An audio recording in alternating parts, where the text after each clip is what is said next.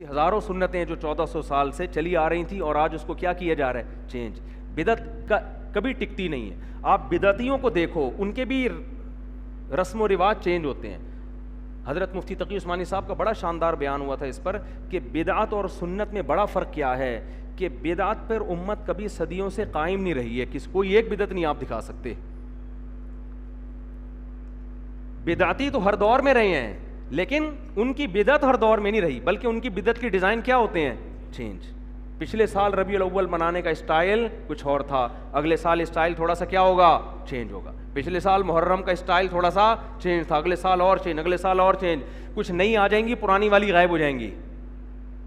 ایسا کوئی نہیں ہو سکتا کہ 1400 سال سے ایک جیسی بدعت چلتی چلی آ رہی ہو. اللہ نے اس امت کو محفوظ کیا ہے کہ یہ امت گمراہی پہ کبھی جمع نہیں ہوگی. تو میں آپ کو علماء کی گستاخیوں کا نہیں کہہ رہا کہ آپ جا کے کوئی 8 رکعت کا فتویٰ دے رہے ہیں تو آپ ان کی بے ادبی کریں. امت میں پہلے بڑے پھڈے ہو رہے ہیں. میں تو صرف آپ کو اسلاف سے جوڑ رہا ہوں کہ جو اس وقت ائمہ اربعہ سے جڑ کے رہ جائے گا نا, ان چاروں فقہا سے, ان سے خروج نہ کرو. جو اس وقت ان سے جڑ جائے گا اپنا اور اپنی اولادوں کا دین بچا لے گا. ایک اہل حدیث میرے پاس آئے وزیرستان میں, میری بڑی اچھی دوستی اب بھی ہے. مجھے کہنے لگے یار میں تو قرآن و سنت کو فالو کرتا ہوں. میں نے کہا میرے بھائی آپ جو قرآن و سنت کو ٹھیک ہے فالو تو سب نہیں کرنا ہے, لیکن اس کو لگام دو. آپ کا قول چاروں ائمہ سے خارج نہیں ہونا چاہیے. میں نے کہا اس کا نتیجہ پتہ ہے کیا نکلے گا؟ جس طرز پہ آپ چل رہے ہو, آپ کے جب بچے پیدا ہوں گے نا, وہ آپ سے ایک اسٹیپ آگے ہوں گے. وہ ایسی تشریح مارکیٹ میں لائیں گے, آپ کچھ ایسی تشریح لا رہے ہیں جو آپ کے باپ دادا نے نہیں سنی ہوگی, بلکہ آپ کے باپ دادا میں جو اہل حدیث ہیں انہوں نے بھی نہیں سنی ہوگی. ٹھیک ہے نا؟ کچھ ایسی اگلی نسل اس سے تھوڑی سی 2 اسٹیپ آگے, اور اس سے اگلی والی کا کوئی پتہ نہیں ہے وہ کس جنگل میں جائے, کہاں جائے وہ. تو اس لیے میں نے کہا میں آپ کو جہنمی نہیں کہتا, نہ میں آپ کو کہتا ہوں کہ آپ اسلام سے خارج ہیں. آج ایک شخص آئے کہنے لگے میری بیٹی کے لیے اہل حدیث کا رشتہ آیا ہے. میں نے کہا کر دو بھائی, اہل حدیث مسلمان تو ہے بہرحال, لیکن یہ طرز جس پر ہمارے اہل حدیث بھائی چل رہے ہیں نا, اجتہاد کا جو ہر آدمی کو اتھارٹی دے دی ہے, اس سے امت میں خیر برآمد ہونے والی نہیں ہے. اس سے امت بالآخر آہستہ آہستہ آہستہ آہستہ بے لگام ہوتے ہوتے ٹکڑوں میں بٹتی چلی جائے گی. تو اس لیے کچھ اس کو باؤنڈ کرنے کی ضرورت ہے کہ قرآن و حدیث کی ایسی تشریح. جی ہاں بالکل, لا ہی نہیں ہوگا ایسے ہی جو اٹھائے قرآن حدیث, جیسے آپ کر رہے ہیں نا. ایک مشہور صاحب ہیں, لوگ کتنے بیوقوف بن رہے ہیں, ہمیں پتہ ہے کہ بیوقوف بنا رہے ہیں, حوالے غلط پیش کر رہے ہو, آپ ترجمے غلط کر رہے ہو, لیکن لوگوں کی واہ واہ دیکھو یار, آپ بیٹھ کے واہ واہ دیکھو, ترجمے غلط. ایک حدیث کا مطلب جب آپ کے اگینسٹ جاتی ہے تو اس کا مطلب کچھ اور بیان کیا جاتا ہے, جب آپ کے حق میں جاتی ہے تو اس کا مطلب کچھ اور بیان کیا. ایک حدیث میں ایک لفظ آیا ہے, جب حضرت معاویہ کے اگینسٹ جا رہی ہے اس کا ترجمہ کچھ اور کیا جا رہا ہے, جب وہ اہل بیت کے اگینسٹ جا رہی ہے تو اس کا ترجمہ کچھ اور کیا جا رہا ہے. یہ دھاندلیاں آج کے مجتہدین کر رہے ہیں. اس لیے حضرت عبداللہ بن مسعود رضی اللہ تعالیٰ عنہ کا قول ہے, من کان منکم مستنن فلیستن بمن قد مات فإن الحی لا یؤمن علیہ الفتنہ. جو تم میں فالو کر رہے پچھلوں کو فالو کرے, آج کے لوگوں پر اعتماد نہیں کیا جا سکتا. سمجھتے ہو؟ آج کافی ہو گیا میرا خیال ہے درس, بس 1-2 آیتیں جلدی پڑھ لوں تاکہ کچھ تو آئے نا سامنے, جو عبرت جو نصیحت کی باتیں ہیں. اچھا میرے بھائی, تو اچھا لوگ پھر مجھے کہتے ہیں حوالے نہیں دے رہے. بول تو رہا ہوں, میری جتنا یہ تراویح پر بیان ہے, آڈیو بیان ہے, مفتی طارق مسعود آڈیو بیان تراویح لکھیں, ایک ایک روایت کی سند بھی پڑھی ہے. ہمارے ہاں جب عام طور پر جو حوالے دینے والے لوگ ہیں نا, سند نہیں پڑھتے, نمبر صرف بیان کرتے ہیں. آج کل جو پاکستان میں چل رہے ہیں, کیوں نہیں پڑھتے پتہ ہے؟ پڑھنی آتی نہیں ہے سند ان کو. سمجھ رہے ہو؟ سند پڑھنی نہیں آتی ہے. تو یہ تو علم کا حال ہے. حمزہ وصلیہ کا فرق معلوم نہیں ہے. ایک مشہور صاحب بیان کر رہے تھے کہ ایک حدیث میں آتے اللہم بسمک اموت و احیا, اور ایک میں آتے اللہم باسمک اموت و احیا. یہ گرامر کے لحاظ سے اتنی بڑی غلطی ہے کہ مدرسے کا پہلی جماعت کا بچہ کہے گا کہ جس آدمی کو بسمکا اور باسمکا کا نہیں پتا وہ مجتہد بنا ہوا ہے, لوگوں کو مسائل بتا رہا ہے قرآن و حدیث. یہ ایسے ہی ہے جیسے میں آپ سے کہوں کہ انگلش میں ایک پروفیسر نے کہا آئی نو اور ایک نے کہا آئی کنو. ابے کہ لکھا جائے نہ لکھا جائے سائلنٹ ہی ہوگا ہمیشہ.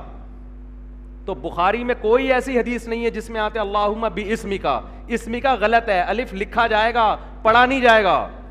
یہ حالت جہالت کی ہے اور امت کو گائیڈ کر رہے ہیں اور فتوے دے رہے ہیں ابو حنیفہ کا یہ قول غلط ہے، شافعی کا یہ قول غلط ہے، میں صرف قرآن حدیث کو مانتا ہوں. بھائی تو قرآن حدیث کو نہیں مانتے آپ لوگوں پر قرآن و حدیث کی وہ تشریح تھوپ رہے ہو جو آپ کی ذہن کی پیداوار ہے اور لوگوں کو، پڑھے لکھے لوگوں کو فالو کرنے سے روک رہے ہو. سمجھتے ہو بات کو کہ نہیں سمجھتے؟ تو یہ ہے حساب کتاب. تو وہ حوالوں سے نا آڈیو بیان میرا تراوی والا پورا ہے. اس کے بعد بھی اگر نیچے کسی نے کمنٹس کیے نا کہ ان کے پاس دلائل نہیں ہے، اس کا مطلب وہ کیا ہے؟ جاہل ہے، وہ اندھا مقلد ہے اپنے بابوں کا. تو پورا بیان سنو، پورا بیان سننے کے بعد پھر بتاؤ اس کا آپ کے پاس کیا جواب ہے. تو 6 سال سے یوٹیوب پر ہے آڈیو بیان، 3-4 ٹکڑوں میں ہے کیونکہ لمبا بیان تھا. پوری سندیں پڑھی ہیں اس میں، پھر سندوں پر اشکالات کیا ہیں، اس کے جوابات کیا ہیں، پوری ڈیٹیل سے ہے وہ. اچھا میرے بھائی، تو کہاں سے کہاں بات چلی گئی؟ تو میں یہ عرض کر رہا تھا بات یہاں سے کہ مسجدوں میں بھی بعض دفعہ، ہمیشہ ایسا نہیں ہے، بعض دفعہ کوئی مدرسہ یا دینی وہ جگہ بنائی جاتی ہے فساد کرنے کے، کیونکہ دین کے نام پہ لوگ اکٹھے بہت ہو جاتے ہیں، تو یہ بھی ہوتا ہے بعض دفعہ. اچھا میرے بھائی، اور پھر اس میں ہمیں ایک بہت اہم سبق کیا ملتا ہے؟ اللہ نے مجاہدین کے بارے میں فرمایا، اللہ نے جو لوگ اللہ کے راستے میں لڑتے ہیں ان کی جان اور مال کو جنت کے بدلے میں خرید لیا ہے. یقاتلون فی سبیل اللہ، اللہ کے لیے لڑتے ہیں، فیقتلون ویقتلون، قتل کرتے ہیں اور قتل ہوتے ہیں. اور اللہ نے ان مجاہدین سے جو وعدہ کیا ہے تورات میں بھی، انجیل میں بھی اور قرآن میں بھی. تو ساری زندگی جہاد کون کرتا رہا ہے؟ ذرا تاریخ کے اوراق اٹھا کے دیکھ لو، صحیح ہے نا؟ انگریز کے خلاف کون لڑتا رہا ہے اور افغانستان میں کون لڑتا رہا ہے؟ آپ کو اپنے بابوں میں سے ایک بندہ بھی اس میں تھا ہی نہیں تو نظر کہاں سے آئے گا؟ اور آگے اللہ نے کیا فرمایا؟